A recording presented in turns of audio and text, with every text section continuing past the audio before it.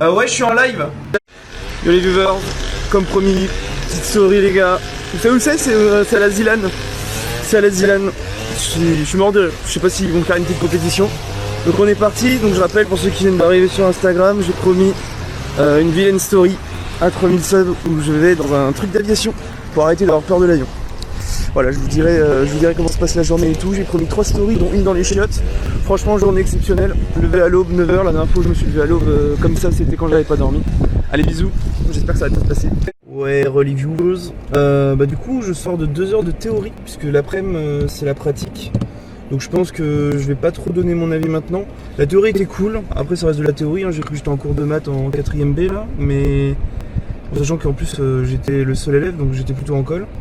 Mais c'était ok, genre il y avait des trucs intéressants quand même malgré tout, mais ça restait de la théorie tout ça, donc c'est pas, je dis direct que bon, je savais qu'il y aurait pas de problème d'accident, donc c'était pas vraiment la théorie le problème, mais ça va, franchement honnêtement ça aurait pu être une théorie vraiment horrible, alors que là c'était une théorie ok tiers, c'était assez cool, et puis tu pouvais poser toutes les questions que tu voulais, bon j'étais dans des trucs un peu spécifiques, vous me connaissez. Mais voilà, c'était cool. Je vous redonne, je sais pas trop les chiottes, hein, du coup je suis dans ma voiture. Là j'ai 45 minutes pour manger, donc voilà.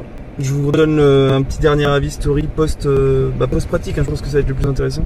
Donc voilà, on se retrouve vers 16h par là, vas-y. Ok, clap, story finale les gars. Opération pratique pendant que je ne suis absolument pas coiffé. En gros là on est allé directement dans le cockpit, c'était une dinguerie. Bon, le cockpit il a commencé par pas marcher, j'étais en mode ok, je me suis tapé 3 heures de théorie, je vais pas avoir de pratique. Elle m'a demandé si je m'y connaissais en informatique, je sais pas si elle a senti un truc, j'étais en mode évidemment je m'y connais. Après elle m'a demandé de connecter 2 serveurs entre eux, j'étais en mode avec de la redstone, j'étais perdu là, j'étais en mode non mais je m'y connais pas tant que ça. Au final ça s'est réparé 15 minutes après, j'ai pu faire quelques vols.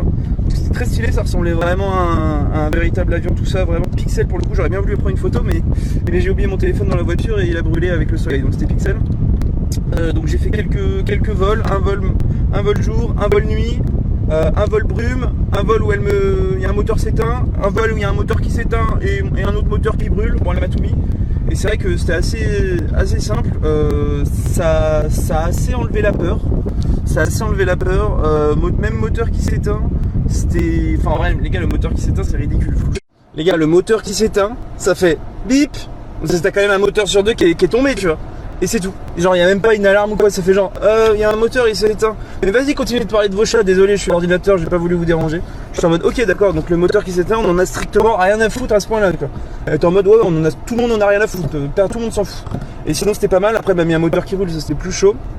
Donc dans l'ensemble pas mal. Moi ce que je vais retenir c'est super bien je pense. C'est-à-dire que là je suis ready à prendre un avion soon. Mais par contre je serais peut-être pas ready à prendre un avion dans 6 mois. Donc en vrai sur court terme j'ai l'impression que c'est broken.